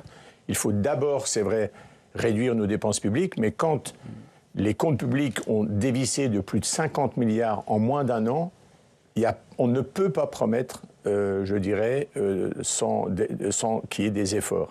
Donc réduire la dépense publique et malheureusement essayer de trouver des recettes. Et je continue de penser que dans la proposition qui a été faite dans ce projet de loi, il y avait des demandes pour avoir des recettes temporaires vis-à-vis de celles et ceux qui ont des moyens. Alors, avant de vous donner la parole aux uns et aux autres, on a une priorité qui est liée au direct à l'Assemblée nationale et avec le risque qu'on ne puisse pas l'assurer dans les minutes qui viennent. Donc, on rejoint tout de suite Marco Pognier qui est avec le député La France Insoumise de Haute-Garonne, Adrien Clouet. Marco. Oui, Adrien Clouet, cette motion de censure, elle est passée. Ça y est, vous l'avez, votre victoire. Mais maintenant, que va-t-il se passer ensuite? Parce que je vous avoue ce soir qu'on a du mal à voir quand même ce chemin qui pourrait permettre, éviter la censure tous les 3 mois. Bon, d'abord, il y a une bonne nouvelle. C'est que M. Barnier part, mais surtout son budget part avec lui. Ça veut dire qu'il y aura 4000 profs qui seront maintenus à la rentrée pour les écoles. Ça veut dire qu'il n'y aura pas de lits d'hôpitaux qui vont fermer. Ça veut dire que les apprentis ne vont pas payer 50 € d'impôts supplémentaires. Ça veut dire que les retraités ne vont pas se faire prendre 15 € par mois. Tout ça, c'est des victoires. C'est-à-dire que le départ de M. Barnier, c'est de l'argent pour les gens. Vraiment, on y gagne. Tout le monde peut un peu souffler par rapport au 1er janvier. Maintenant, comment on se projette après? Eh bien, il va falloir revenir à la raison démocratique. Il y a eu des élections dans ce pays en juillet dernier. Il y a une formation politique qui arrive en tête, le nouveau Front populaire. Eh bien, je pense que cette formation politique a démontré à la fois qu'elle était majoritaire, puisqu'on a gagné tous les votes dans l'Assemblée nationale sur le budget. Et M. Barnier a été obligé de multiplier les magouilles avec un carteron de sénateurs derrière lui pour annuler nos votes. Donc, on est majoritaire à l'Assemblée nationale. On a gagné les élections. Au bout d'un moment, il va bien falloir que l'exécutif appelle la gauche à gouverner le pays. Oui, mais vous dites que vous avez eu effectivement des victoires sur le budget. Mais en attendant, quand il a fallu voter la partie recettes sur le budget, elle a été rejetée. Vous n'aviez plus cette majorité. Et donc, si on nomme, par exemple, Lucie Castet, puisque on parlait d'elle au mois de juillet, elle ne trouvera pas forcément de majorité non plus dans l'hémicycle. Ça dépend. Si on fait ça projet par projet, pourquoi pas? Là, la position est différente. On est dans l'opposition au gouvernement, donc on fait des propositions. Et surtout, on montre que nos propositions, elles gagnent et elles battent celles du gouvernement. Bon, maintenant, on le sait. On sait que, oui, on bat le gouvernement dans cette Assemblée nationale. Bon, bah écoutez, quand vous battez un gouvernement, il faut le remplacer. C'est la logique des institutions démocratiques. Donc, si l'exécutif, il est à gauche, eh bien, on fera comme doit faire dans une démocratie normale un gouvernement. C'est-à-dire des propositions de loi qui sont envoyées à l'Assemblée nationale, qui les amendent, qui les modifient. Et si les députés ne sont pas contents, eh ben, c'est pas grave, on reprend le travail. C'est comme ça que ça devrait se passer normalement dans un Parlement. Et quand vous entendez Boris Vallaud des socialistes dire qu'il faut un pacte de non-censure, quand vous entendez l'écologiste Yannick Jadot dire qu'il faudrait un gouvernement de gauche avec des ministres du bloc central, qu'est-ce qu'on dit chez Insoumis? On balaye tout ça d'un revers de main? Je ne comprends pas ce que c'est qu'un gouvernement de gauche avec des ministres macronistes, ça faut juste m'expliquer. Alors, il y a des principes quand même de chimie assez essentiels. Bon, c'est un peu comme l'huile et l'eau, vous savez, la Macronie et la gauche, ça ne se mélange pas. Non mais qu'est-ce que ça veut dire? Ça veut dire qu'on va prendre des gens qui veulent abroger la retraite à 64 ans et d'autres qui veulent mettre la retraite à 67. On fait quoi à la fin? On la pousse à 65? C'est-à-dire, on refait une année de vie en moins pour les gens? Non, c'est pas très sérieux. La question est juste de savoir qui a la légitimité démocratique dans ce pays. C'est la gauche qui l'a, et elle l'a sur un programme de gauche. Ce qui ne veut pas dire qu'on va passer au rouleau compresseur sur tout le monde. Ça veut dire qu'en revanche, oui, un gouvernement de gauche doit déposer les textes de loi à l'Assemblée et l'Assemblée les examiner. Bon, bah après, il y a des majorités sur des sujets, pas de majorité sur d'autres, mais moi je suis convaincu que sur le nombre de profs à l'école qu'il faut, sur les moyens pour l'hôpital, sur la retraite à 62 ans, il y a une majorité dans ce pays, ainsi qu'au Parlement. Merci Adrien Flouet. Et merci à vous Marco Pommier. Depuis les 4 colonnes à l'Assemblée nationale, il y avait de la gravité ce soir et beaucoup de tension dans l'hémicycle sur tous les bancs. Dans quel état d'esprit vous êtes ce soir, Jean-René Cazeneuve? Quel est votre sentiment? Je rappelle qu'Emmanuel Macron avait expliqué qu'il allait dissoudre, il avait décidé la dissolution pour éviter une probable censure sur le budget. C'est raté. Moi, je suis très triste. Pour vous dire la réalité, très triste pour mon pays. Parce que ce budget, c'était pas un budget idéal, on pouvait beaucoup discuter. Ce Premier ministre, il n'est pas issu de ma famille politique, on pouvait aussi discuter. Mais l'esprit de responsabilité au regard de la situation internationale, au regard de l'état de nos finances publiques, le rapporteur général du Sénat vient de le rappeler, nous oblige à un peu de responsabilité. Je crains aujourd'hui, même c'est certain, qu'on fasse un pas dans l'inconnu. Vous n'avez rien raté mais si, vous ne vous dites pas quand même j'ai une part de responsabilité, même si vous êtes dans la tristesse ce soir? Non, mais certainement. On a peut-être raté, ne serait-ce qu'une bonne interprétation des élections 2022. À ce moment-là, on avait une majorité relative, on n'était pas proche de la majorité. Peut-être qu'il aurait fallu, à ce moment-là, travailler avec les LR. On n'a pas su le faire. Je ne sais pas de qui c'est la responsabilité. Ou même plus récemment, un soutien plus marqué à Michel Barnier pendant les 2 mois et quelques qu'il a passé à Matignon. C'est pas notre soutien qui a manqué à Michel Barnier aujourd'hui. Moi, je voudrais dire 2 choses qui sont contradictoires avec ce que vient de dire mon collègue du Rassemblement national et M. Clouet à l'Assemblée nationale. Ce budget, s'il n'est pas voté, il ne sera pas voté, il a augmenté les impôts des plus grandes entreprises. Eh bien, les très grandes entreprises ne vont pas payer plus d'impôts. Mais bien sûr que si. C'est les fameuses charges des TPE, les personnes patronales. Moi, je parle des TPE, je vous ai pas coupé. Moi, je vous parle des grandes entreprises. Vous dites des bêtises. Je répondrai, mais vous dites des bêtises et des mensonges. Monsieur, dans ce budget, il y a une augmentation. Comme vous faites depuis une semaine. Très bien. Bon, si vous avez décidé d'être désagréable et de mauvaise foi, dites-moi tout de suite. Je suis factuel. Très bien. Alors, factuel. Il y a le rapporteur général du budget. Écoutez-moi, laissez-moi au moins terminer votre phrase. Je réponds à votre phrase. Oui. Dans ce budget, il était prévu un impôt spécifique, un surimpôt pour les grandes entreprises. Évidemment, pas de budget, pas de surimpôt. Il était prévu une taxe exceptionnelle des plus hauts revenus dans ce budget. Pas de budget, pas de surtaxe exceptionnelle pour les plus fortunés. Et en revanche, il était prévu une indexation de l'impôt sur le revenu pour les classes moyennes. Pas de budget, pas d'indexation, donc les classes moyennes vont payer plus d'impôts et les riches vont payer moins. Là, vous allez pouvoir répondre, mais la question, elle vaut aussi pour le Parti socialiste, Alexandre Bézille. Effectivement, ces mesures-là ne vont pas s'appliquer. Mais si vous voulez, en fait, le sujet que nous avons eu dans cette discussion, c'est que jamais Michel Barnier, jamais le gouvernement de Michel Barnier n'a à aucun moment écouté nos propositions. Vous avez Boris Vallaud qui sort de Matignon et qui explique que Michel Barnier lui a dit « Vous savez, vous avez des bonnes idées, mais le socle commun, il ne peut pas les reprendre. Donc on ne peut pas travailler comme ça. » Michel Barnier a rappelé aussi dans son intervention que Boris Vallaud lui avait dit d'entrée « On votera la censure ». On propose sur le PLFSS, et vous le savez, 2% d'augmentation de recettes et en dépenses pour épargner les malades, pour que l'hôpital public fonctionne. Balayé. Ici, au Sénat, monsieur le rapporteur général, la gauche en séance obtient un certain nombre d'avancées sur le retour de l'exit tax, sur une augmentation du PFU de 3%. Deuxième lecture pour balayer les avancées de la gauche. Donc, si vous voulez, vous avez choisi, et moi je le regrette, de danser le tango avec Marine Le Pen et avec le Rassemblement national. Dans un esprit, c'est faux. Bah, vous avez raté. Vous avez raté, mais c'est ce que vous avez essayé de faire. Le Premier ministre, quand même, dans un communiqué, ne cite que Marine Le Pen. Le Pen. Et donc, si vous voulez, accusez le Premier ministre d'avoir négocié avec Marine Le Pen, dansé, et de ne jamais nous en avoir. Est-ce que vous êtes à l'aise d'avoir vos voix et votre nom sur la motion aujourd'hui socialiste avec le RN? Si vous me permettez, la motion de censure, c'est l'exercice d'un pouvoir constitutionnel. On ne se détermine pas par rapport à Pierre, Paul ou Jacques, on se détermine par rapport à ce que nous pensons. Vous n'auriez pas voté la motion déposée par le RN? Oui, ça c'est une ligne constante. Alors il y a une incohérence. Non, parce que c'est notre motion. Ça c'est leur problème, si vous voulez. Nous, on a fait en notre intime conviction. Est-ce que nous avons été entendus? Est-ce que ce budget était suffisamment bon pour les Français? Nous avons répondu non. Mais encore une fois, moi je vous appelle, M. Cazeneuve, à revenir au sens du vote. Il s'est passé quelque chose en juillet.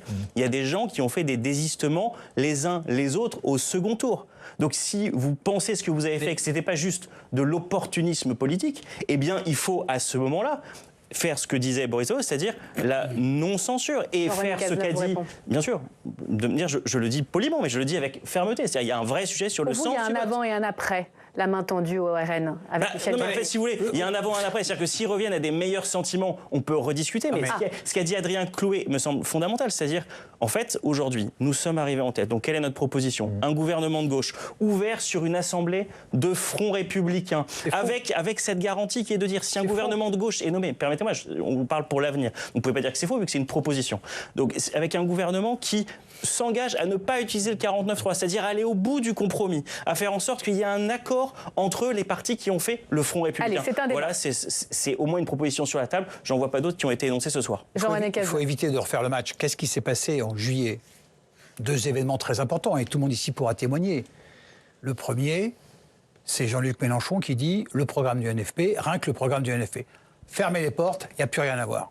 Vous et le Parti Socialiste, le Parti Socialiste n'a pas dit un du mois d'août qui vous dit exactement ce que je viens de dire. Monsieur le sénateur, je vous ai écouté, chers collègues, je vous ai écouté. Donc, pas un seul mot du Parti Socialiste. C'est faux. Courrier d'août qui dit le contraire de ce que vous dites. À ce moment-là. Deuxièmement, quand le nom de Monsieur Cazeneuve, Bernard Cazeneuve, est sorti, qui a dit non, on ne votera pas de blanc? Absolument pas. Vous avez la mémoire courte. Ah non, c'est le Parti Socialiste. J'étais en bureau national lorsque nous avons dit ça. Vous dire que vous souhaitez que Bernard Cazeneuve soit nommé Premier ministre. On va laisser la gauche régler ses affaires entre elles, parce que visiblement, ça passionne pas les Français. Une méthode. On ne va pas commencer à faire les petits chevaux. Une méthode. On a proposé une méthode. Moi, je vous appelle vraiment à revenir à la logique du vote. Il y a des gens qui ont voté. Sinon, tout ça n'aura plus aucun sens. Je vous rappelle que vous procédez vous-même d'un désistement républicain de deuxième tour, monsieur. Julien Audoul, vous vouliez répondre évidemment au député Cazeneuve sur finalement les mesures fiscales qui tombent avec le gouvernement Barnier, notamment des mesures qui étaient présentées par Michel Barnier comme mesures de justice fiscale. Que ne dit pas monsieur Cazeneuve, c'est que dans ce budget de purge, il y avait 13% de crédit en moins pour les agriculteurs. Il y avait aussi 40 milliards d'euros de charges, de prélèvements, de taxes supplémentaires. Il y avait des taxes sur les bouteilles d'eau, des taxes sur les chaudières, sur le malus automobile. Sur les agriculteurs, tout le monde était tout le monde souhaite qu'il soit le macroniste Rousseau qui a négocié le macroniste Rousseau qui aujourd'hui veut faire pression sur les députés qui ont voté la motion de censure avec certains de ses amis. Il y a même des agriculteurs sur le terrain qui veulent des comptes vis-à-vis des députés qui ont voté la censure. Bien évidemment, mais les agriculteurs ne seront pas impactés. La France ne sera pas impactée. La France n'est pas une république bananière. La France aura toujours, d'une part, la continuité de l'État et aura un budget. Et force est de constater, pardonnez-moi, mais le budget de l'année dernière est mieux disant. Il était mauvais, mais il est mieux disant que la copie qui était proposée par M. Barnier. C'est pour ça que nous l'avons rejeté. Et j'ajoute quand même, concernant les entreprises, 1,5 milliard de charges supplémentaires sur les TPE, PME. Là, on ne parle pas des multinationales, on parle des TPE, PME, c'est-à-dire les entreprises qui font le travail et qui assurent la croissance de notre pays. Jean-François Husson, c'est un domaine que vous connaissez très bien. Vous êtes rapporteur général du budget ici au Sénat. Est-ce qu'il y avait d'autres choix? Michel Barnier a dit plusieurs fois, si j'avais pu présenter un budget moins austère, je l'aurais fait. Je m'étonne d'entendre mon voisin expliquer que le budget de l'an passé était mieux. C'est un budget où, en moins d'un an, il a manqué 60 milliards d'euros. Donc, quand vos comptes dévissent à ce point, d'abord, il faut remettre et vite de l'ordre. Chacun, ma préférence, c'est pas d'impôts, moins de taxes, et plutôt couper un certain nombre de dépenses publiques.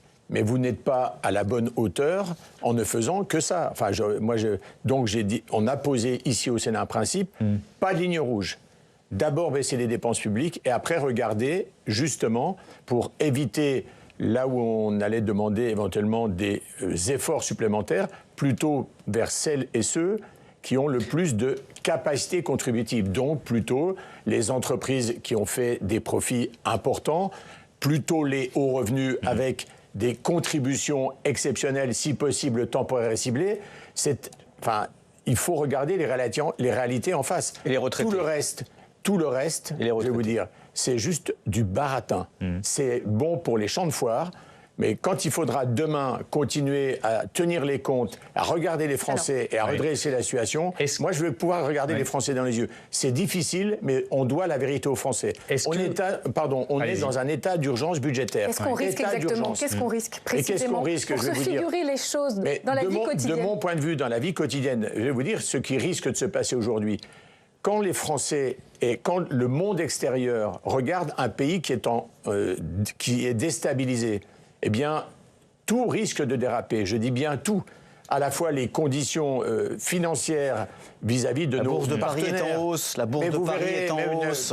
Il n'y a pas de shutdown en France. Il y a la continuité de l'État et nous avons un budget et les politiques publiques continuent. Terminé, puis ensuite on ira à Bruxelles, justement. On regardera les conditions de financement de la vie économique. Les perspectives, on le voit, c'est d'ailleurs pas lié à l'instant aux 3 mois d'exercice de Michel Barnier comme Premier ministre. Mais on a aujourd'hui une transformation nouvelle de l'économie qui est devant nous, qui risque de déstabiliser. Quand tous ces événements arrivent dans le même temps, c'est un risque de coagulation des mécontentements et des colères. Et le monde agricole, contrairement à ce que vous dites, parce que en votant la censure et en rejetant un possible budget, les agriculteurs, aujourd'hui, ils ont besoin, pour leur avenir, d'avoir de la sérénité. Ils ont connu une année... Qu'est-ce qui va changer concrètement? Qu'est-ce qui va changer? Presque toutes les productions ont connu des difficultés. Mais expliquez, ils ont besoin de voir... Pour les agriculteurs qui nous regardent, qu'est-ce qui va changer? Mais des engagements étaient pris dans ce budget. Voilà.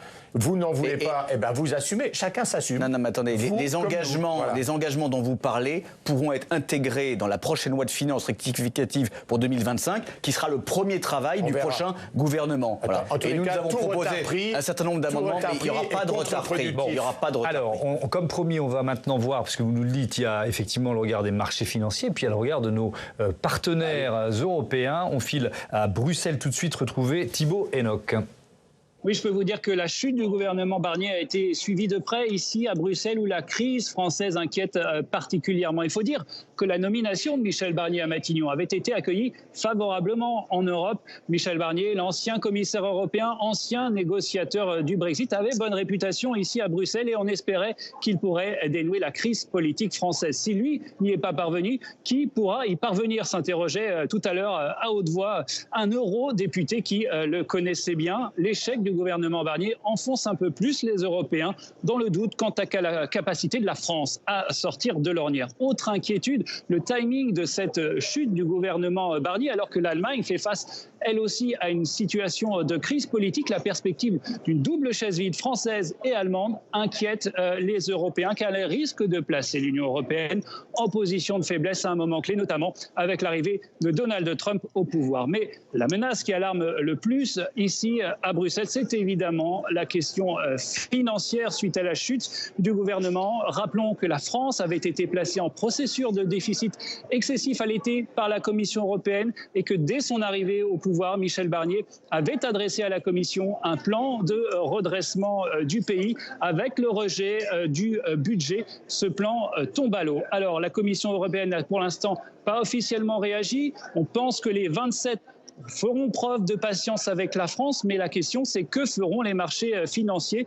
Voilà ce qui inquiète ici les eurodéputés quand on sait que la France emprunte déjà à des taux records. Si ses capacités d'emprunt venaient à se dégrader, on craint une contagion possible à toute la zone euro. Nous n'en sommes pas encore là, me disait un eurodéputé allemand tout à l'heure, mais beaucoup de questions se posent. La Banque centrale européenne devra-t-elle venir au secours de la France? Ce serait une humiliation pour Paris. En tout cas, tous les eurodéputés à qui j'ai posé la question aujourd'hui s'accordent sur une question. Cette chute du gouvernement Barnier affaiblit un peu plus la France sur la scène européenne. Jean-René Cazeneuve, nos confrères du Parisien aujourd'hui en France titraient sur la perspective de la censure ce matin avec les photos de Jean-Luc Mélenchon et de Marine Le Pen. Les apprentis sorciers, c'était le titre du journal. J'imagine que vous êtes un peu sur cette ligne. Est-ce que vous avez peur des conséquences financières et européennes pour notre pays? Bien sûr. Pourquoi j'ai peur? On est dans un contexte international extrêmement tendu, avec une crise potentiellement avec les États-Unis, avec une crise commerciale sur la Chine, des menaces sur le commerce extérieur. On a la guerre aux frontières de l'Europe, il y a la guerre. Donc on est dans un contexte international extrêmement difficile. On a une situation financière extrêmement difficile. Donc il faut prendre des décisions compliquées. Je voudrais saluer le travail qu'a fait Michel Barnier courageusement. Évidemment, passer de 6% de déficit à 5% de déficit, c'est difficile. 6,5. Et pourquoi je suis, moi, inquiet? C'est parce qu'on vient de voir la terrible mystification de ce vote. Vous avez les socialistes qui ont voté avec le Rassemblement national, les uns pour que ce soit un gouvernement de gauche, et les autres pour que ce soit un gouvernement qui reprenne les mesures de Marine Le Pen. Vous voyez que c'est quand même terrible. Ils appuient sur le bouton et ils ne sont incapables d'avoir un plan B. Et donc moi, je suis inquiet pour répondre à votre question. J'aimerais qu'on c'est un saut dans l'inconnu. Justement, clairement, c'est un saut dans l'inconnu. On entend des mots et on n'arrive pas à mettre des réalités très concrètes. Le mot chaos, le mot inconnu, le mot désordre. Très très concrètement, il y aura sans doute une loi spéciale que je crois toutes les forces politiques vont voter. Y aura-t-il forcément des perdants parmi les Français de cette loi spéciale? Les risques financiers, on les a bien entendus, les marchés sont là et on n'est pas hors sol. Mais sur les effets très concrets à très court terme, il y a des perdants, on peut le dire ce soir? Est-ce qu'il y a des millions de Français qui vont payer plus d'impôts? Tout le monde est perdant. Pourquoi tout le monde est perdant? Je crois qu'on pourra se mettre d'accord là-dessus. C'est que l'économie n'aime pas l'incertitude. Pas de budget, pas de gouvernement égale une incertitude qui va continuer. Donc même si le président de la République demain, mais pas d'incertitude, ça veut dire des entreprises qui n'investissent pas, et on peut les comprendre, des Français qui ne consomment pas, et on peut les comprendre. Donc si vous voulez, bien sûr, c'est Et plus de sauterelles. Pas du tout. Je dis des choses extrêmement simples.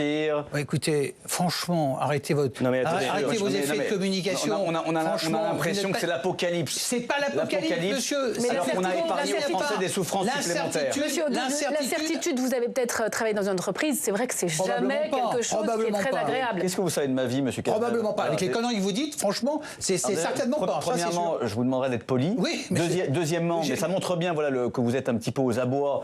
Et que vous ne supportez pas d'avoir été mis en minorité. Vous ne supportez pas d'être mis en minorité. Vous ne supportez pas d'avoir perdu 2 fois les élections. Bah, vous en perdez une 3e. Alors, Marine Le Pen les a perdu 3 fois. Je vais aller au bout. La seule incertitude et la chienlit, c'est le macronisme depuis 7 ans. Voilà. Les 1000 milliards de dettes, ce qui nous plombe, la dérive des finances publiques, c'est le macronisme. Donc ça, c'est la gestion. C'est ni le Rassemblement national, c'est ni, encore une fois, les grandes marées ou quoi que ce soit, ou les phénomènes surnaturels. C'est votre politique, c'est votre gestion qui a conduit aujourd'hui notre pays à être dans l'impasse et à être aussi décrédibilisé au niveau international. Donc ça n'a rien à voir avec la motion de censure. Je reviens sur les impôts, Alexandre Louisier. Est-ce que oui ou non, les Français vont payer plus d'impôts? 17, 18 millions de Français, disait Michel Barnier à la tribune tout à l'heure. Enfin, tout ça est totalement faux. Évidemment, il y a des outils. Vous en avez quand même proposé une bonne volée en plus. On en a proposé, vous avez raison, mais on ne l'a pas proposé sur tous les Français, et vous le savez. On l'a proposé sur... Ah non, vous le savez très bien. On l'a proposé sur les tranches supérieures de l'impôt sur le revenu. Et vous avez raison, ce débat, il n'est pas indigne entre nous. On a un désaccord sur la politique économique de la nation. Nous, on considère qu'il y a des besoins de services publics qui sont exprimés par la population. On considère qu'il faut aller chercher l'impôt là où il fait le moins mal à l'économie, parce que vous le savez très bien, lorsque vous cassez du service public, les Français, ils consomment du service public. On ne peut pas refaire le budget profondément résistant. On ne va pas refaire le budget. Vous l'avez censuré. Donc, on ne va pas refaire le budget. Mais pour dire que ce débat-là, il n'est pas indigne entre nous. Cette loi spéciale, est-ce qu'elle va vous permettre, par exemple, pour les 300 000 Français concernés, de ne pas entrer dans le barème de l'impôt sur le revenu avec l'inflation de passé? Est-ce que vous allez pouvoir faire des corrections qui, du fait même que vous n'avez pas l'inflation de 2025, que ce soit la loi spéciale ou que ce soit le projet de loi de finances qui sera adopté en début d'année prochaine, quoi qu'il arrive, il y aura un véhicule pour éviter cela. Donc en effet, il ne faut pas faire peur aux gens là-dessus. Bien sûr. Et pardon, tout le monde le sait. Tout le monde le sait. Pas du tout. Est-ce que vous pouvez le dire aussi, monsieur le rapporteur du budget? Merci, mais juste, on va au bout. Imaginable. C'est imaginable. On va au bout quand même de la réflexion sur l'incertitude. On parle, quand même, vous êtes quand même gonflé, pour rester moi poli, vous êtes quand même gonflé de dire qu'on est dans l'incertitude. Vous avez fait un trou dans la caisse. Inimaginable, inimaginable. Et on se retrouve à gérer. On se retrouve à gérer ce que vous nous avez laissé. Vous arrivez sur un budget et vous n'êtes même pas capable de faire des compromis avec nous pour que ce budget ait une chance de passer, alors qu'on vous a exposé très clairement quelles étaient nos lignes. Le mot a été prononcé, compromis. Et je finis quand même sur une chose. Encore une fois, je redis, nous sommes les seuls à arriver avec une proposition. Je ne vous ai pas entendu sur la suite. Moi, je dis les choses simplement. Gouvernement de gauche ouvert sur une assemblée de front républicain. Attendez. Non, pas tous en même temps. Si on parle tous en même temps, personne ne comprend rien. On s'en fiche.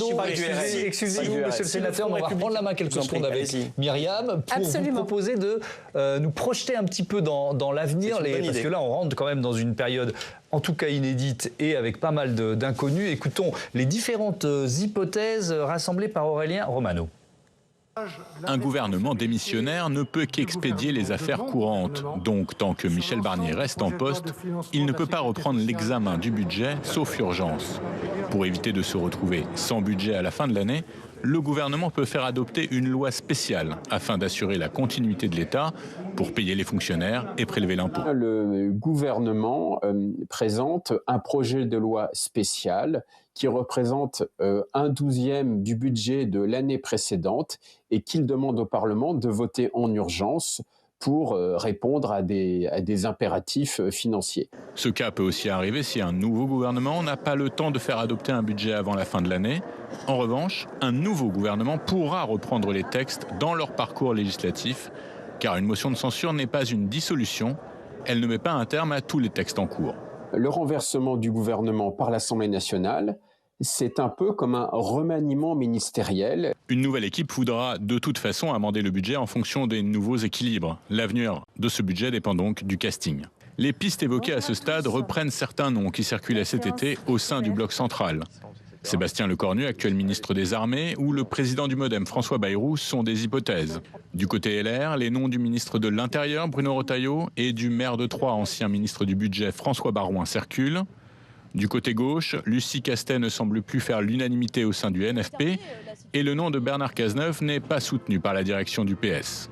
Boris Vallaud, le chef du groupe socialiste à l'Assemblée, propose en préalable une sorte de pacte de non-agression. Un gouvernement de gauche qui s'engagerait à ne pas utiliser le 49.3 si les autres groupes s'engagent à ne pas le censurer. L'ancien Premier ministre macroniste Gabriel Attal a fait une proposition similaire, un accord de non-censure entre tous les groupes, mais à l'exclusion du RN et de LFI, sans préciser quelle équipe pourrait bénéficier de cet accord. Alors, Alexandre Bousilly, pour préciser les choses, à en croire le patron des députés socialistes, Boris Vallaud, vous tendez la main, clairement, aux macronistes ce soir, sous certaines conditions. Vous pouvez le dire à Jean-René Cazeneuve. Et je lui ai dit tout à l'heure déjà, mais ce que nous disons, c'est une forme de maturité parlementaire. On prend acte de ce à quoi ressemble notre Assemblée et on prend acte de ce qui s'est passé au moment des élections. Ce qui s'est passé au moment des élections, nous l'avons dit, c'est que nous sommes arrivés en tête, mais que nous n'avons pas de majorité absolue à l'Assemblée nationale. Et donc nous disons que nous allons au gouvernement et que nous sommes prêts à des compromis avec cette Assemblée. À quelles conditions ? Un Premier ministre de centre-gauche ? Un Premier ministre de gauche. Bernard Cazeneuve, vous le souhaitez ? Écoutez, moi, j'ai aucun problème sur aucun nom. Ce qui m'intéresse, c'est qu'il y ait quelqu'un qui arrive et qui dise que On a une François équipe de Hollande, gauche qui. centre-gauche, Non mais si vous voulez, parce que- enfin, je veux dire, Bah oui, on mais peut il y a jouer pas au. beaucoup de choix, hein. Si vous voulez, on peut jouer. Vous avez une idée quand même, vous avez censuré, vous devez avoir des idées, j'espère. Si vous voulez, en fait, on sait que le président de la République, on lui a fait des propositions, on sait très bien que son pouvoir de nomination, il Donc, l'utilise on entend à quand son même que gré. Lucie À Castel son n'est gré. plus une priorité. Non mais ce qu'on dit, c'est maintenant, on sait très bien comment il fonctionne avec son pouvoir de nomination, on sait très bien qu'il ne se sent pas lié par le résultat des élections, par la proposition que lui fait la coalition arrivée en tête. Donc on attend. Mais ce qu'on lui propose en méthode, c'est-à-dire nommer un Premier ministre de gauche. Donc on ne met pas même de préalable sur le nom. Vous voyez comme on fait des efforts. Nommer un Premier ministre de gauche, qui est ouvert sur une est-ce que assemblée la de fonds présence républicains. des insoumis dans ce pacte de non-censure ne condamne pas ce pacte dès le départ? Mais pardon, les sparadrap du capitaine Haddock avec les insoumis. Vous n'étiez pas dans le Fonds républicain. Je comprends que vous ne compreniez pas ce que nous avons fait. J'ai Voilà. aucun problème. Donc, si vous voulez, vous pouvez suivre c'était des indications, mes prises de position, c'est très clair. D'accord. Mais en tout cas, c'est pas clair pour tous les députés de votre camp à l'Assemblée nationale. Vous le savez très bien. Et je vois que vous dites donc je vois que vous le comprenez très bien. Non, donc je le parle pas sujet, pour les c'est qu'en députés. effet, ceux qui ont fait Front républicain ensemble et la discussion au Parlement, et que dès demain d'ailleurs, Alors, des Jean-René présidents de groupe, Calvet. attendez, mais allons au bout, dès demain, les présidents de groupe se voient, se retrouvent, discutent des conditions de la non-censure d'un gouvernement de gauche. Il y a une méthode. Il y a une méthode, et on est les seuls à la mettre sur la table. Je vous remercie de le dire. C'est de LFI Il y a au une LR. méthode. Vous construisez une majorité sur un certain nombre de textes, ou texte par texte, avec Surtout un sur le premier budget, ministre. parce qu'il y a une urgence sur le budget. Il manquait quelque chose dans votre réponse. Je crois pas, non. Si. Mais nous, on est absolument d'accord avec cette méthode. Un gouvernement de gauche, c'est ce qu'on a. Eh ben c'est parfait. Écoutez, on a proposé, une bonne nouvelle. On ça a me fait proposé plaisir. depuis le début de rassembler l'arc républicain du Parti socialiste aux républicains. Oui, donc vous ne mettez pas les insoumis dans l'arc républicain. Visiblement. On peut mettre les Verts et le PC. Écoutez, je vous ai écouté, monsieur le sénateur. Écoutez, c'est moi. Il va falloir désister chez vous. Qui s'est désisté chez vous pour que vous soyez élu face au RN? Est-ce que vous pouvez le dire, s'il vous plaît? Et réciproquement, et je serai. C'était un insoumis ou pas? C'était un insoumis, mais si c'était pas désisté, je serais quand même passé. Bah non, c'est faux. Le RN était devant vous au premier tour, vous le savez. Si c'était pas désisté, vous ne seriez pas là. C'est pas vrai. Donc, allez au bout de la logique du Front républicain. Allez, c'est intéressant de vous entendre. Qu'est-ce que vous répondez? Contrairement à ce que vous pensez, les socialistes locaux auraient préféré évacuer au gouvernement pour vous faire avancer, et puis ensuite je vous donne la parole. Sans ministre insoumis, c'est oui ou c'est non? Un accord, mais bien sûr. Mais le Parti socialiste, je peux répondre ou pas? Non, mais je veux dire, elle se retourne vers moi, madame se retourne vers moi, je suis obligé de lui répondre, vous savez. Bien sûr.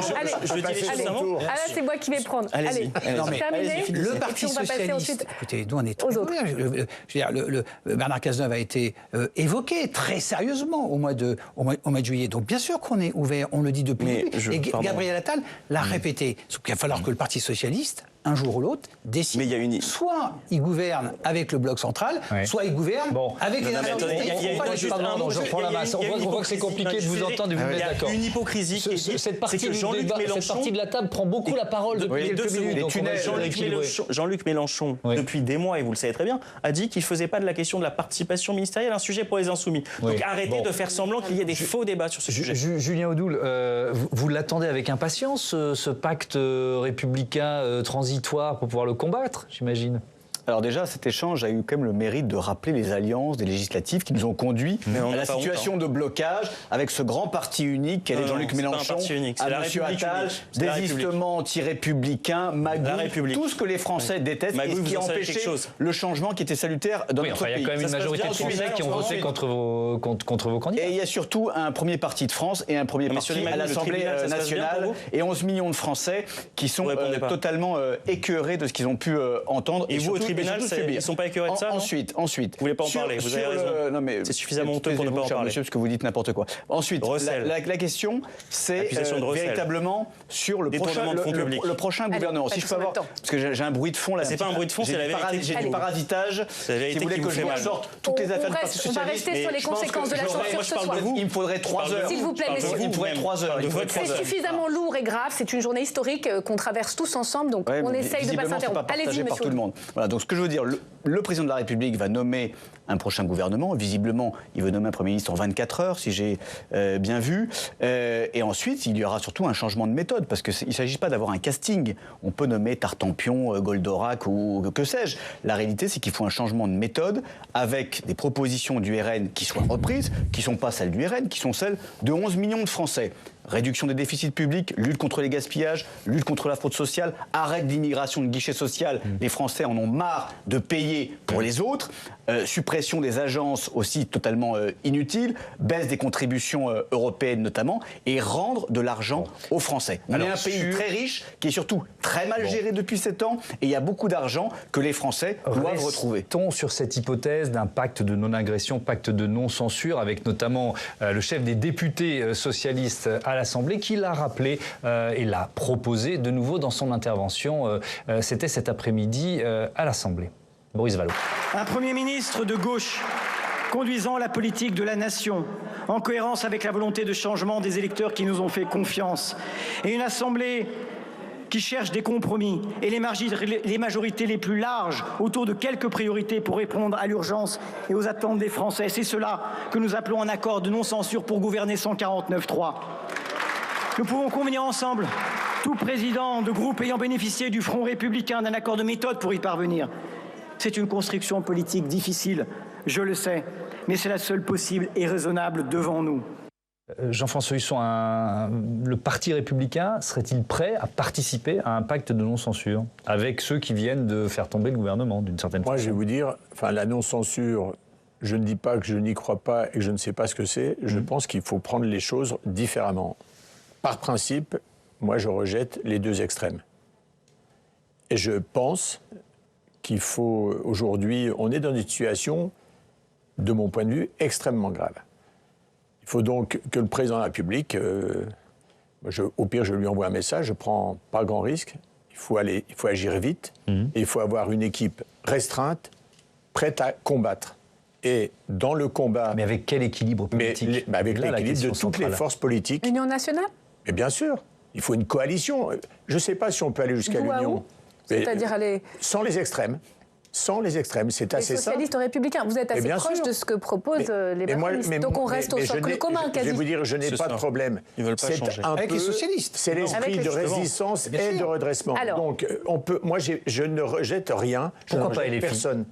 Pourquoi pas la France Insoumise? Ils ont des valeurs qui ne sont pas du tout les miennes et qui ne sont pas aujourd'hui celles des Français. Aujourd'hui, la France Insoumise fait peur par ses prises de position qui sont inentendables. Parfois, on l'a vu encore avec très récemment des prises de position vraiment inacceptables. Et je regrette, je le dis, je regrette qu'aujourd'hui, le Parti socialiste continue d'être accroché vous n'êtes pas le seul à regretter. aux insoumis. Écoutez Gabriel Attal, il nous reste une poignée de minutes seulement. Il vous exhorte, vous, au PS, écoutez. On peut s'opposer sans tout gâcher. On peut s'opposer sans censurer. C'est à cela que nous disons « affranchissez-vous ». Affranchissez-vous. Nous préférons voir. Nous préférons voir.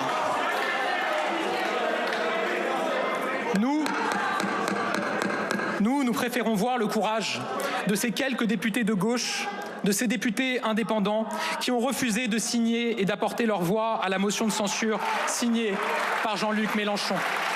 Alexandre Houzille, est-ce qu'un jour, vous allez vous affranchir des Insoumis ou cette alliance doit durer? Non mais c'est une blague ce que vient de dire Gabriel Attal, je suis désolé. Enfin, il fait partie d'une coalition qui était en train de mettre les mains avec Madame Le Pen pour trouver un accord et il vient à nous donner des leçons alors même qu'il était lui aussi membre de ce front républicain de deuxième tour. Donc si vous voulez, en effet, que veut Gabriel Attal? Il veut continuer à gouverner comme s'ils n'avaient pas perdu, comme si les Français n'avaient envoyé aucun message. Et donc, leur théorie, c'est l'élargissement du bloc central. Nous disons que ça n'a aucun sens. Ça ne respecte pas le désir de changement dans le pays. C'est pour ça que nous proposons le gouvernement de gauche ouvert sur une assemblée où nous composerons, puisque nous nous interdisons d'utiliser le 49.3. Nous interdisons. S'il n'y avait pas des enjeux électoraux de siège dans un accord électoral aux prochaines législatives, est-ce que vous auriez la même position? Oui, j'aurais exactement la même position parce qu'il faut que toute la gauche soit ensemble pour que nous ayons le meilleur budget pour le pays. Le meilleur budget pour le pays. Arrivé en tête. C'est ça. On est arrivé en tête. Je sais que ça vous déplaît. Mais en nombre de députés, nous sommes arrivés en tête. Je sais que c'est dans le pays. Mais vous parlez du premier tour. Vous êtes minoritaire. Vous ne pouvez pas accepter. Votre politique est totalement rejetée. C'est la fin de ce débat. Merci à tous d'y avoir participé. Vous n'avez pas accepté, c'est que vous avez continué le débat. Ce sera après le générique. Merci beaucoup. Est-ce que je pouvoir remercier les équipes de Public Sénat et de la chaîne parlementaire. Merci beaucoup parce que c'est maintenant. Bonne soirée à toutes et à tous. Merci à toutes les équipes de Public Sénat et de la chaîne parlementaire. Merci Myriam, c'était un bonheur de partager l'antenne avec vous. On vous dit belle soirée sur nos chaînes et à demain. Salut.